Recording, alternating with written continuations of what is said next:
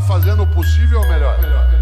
Não é o melhor do mundo, se for ótimo. É o teu melhor, na condição que você tem, enquanto você não tem condições melhores para fazer melhor ainda. Porque se você ou eu, podendo fazer o meu melhor, me contento com o possível, eu caio num lugar perigoso. Irmão, é o seguinte, eu não sei se vai dar pra ver. Isso aqui é o teste de bomba, ó. Tá lá no regulador, pro bico, injetou, viu?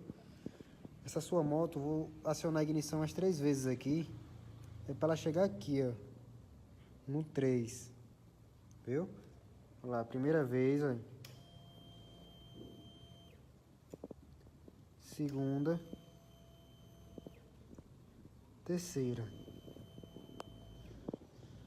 Vamos lá, a quarta vez, ó. E nem chegou perto, tá vendo? A pressão dela tá muito abaixo do que era pra estar, entendeu? Por isso que ela tem essa dificuldade de funcionar.